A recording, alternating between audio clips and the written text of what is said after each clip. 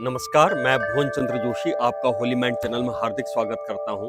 दोस्तों, आज मैं आपको ये बताने जा रहा हूं, जो लोग श्रद्धा से, भक्ति भाव से बयानधुरा एडी देवता जी के मंदिर में जाते हैं, तो उसके लिए क्या नियम हैं, क्या किस तरह का परहेज है, कैसे जाना चाहिए और क्या-क्या चीज़ों का ध्यान रखना चाहिए, इसके बारे में एक जानकारी मैं श्री विनोद बोरा जी से ले रहा हूं और वो साझा कर रहे हैं जानकारी। विनोद बोरा जी एडी देवता जी के परम भक्त हैं, इन्हीं से हम पूरी जानकारी लेना चाहते हैं।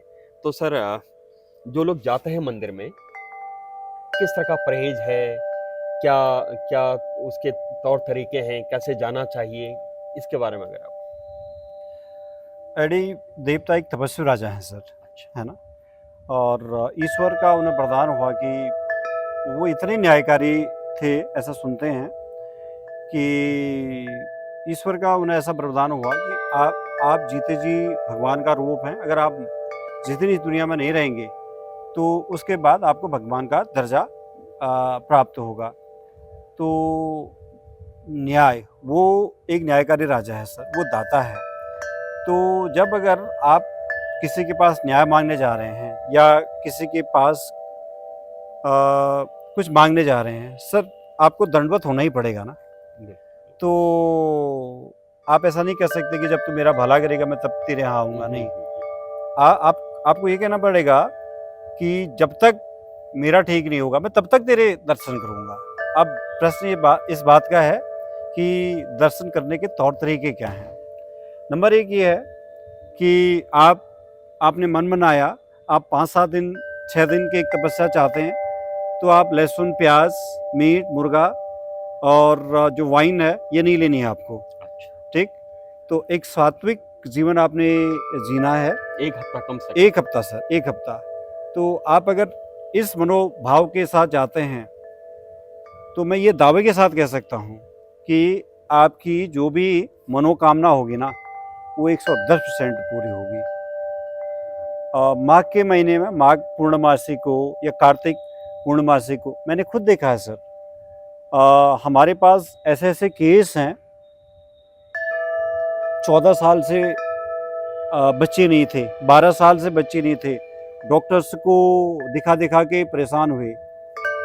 तो एक रात वहाँ पे एडी देवता के यहाँ एक घी का दिया जलाते हैं, जब घी का दिया रात में, और कहते हैं ना वहाँ पे एडी देवता साक्षात दर्शन देते हैं।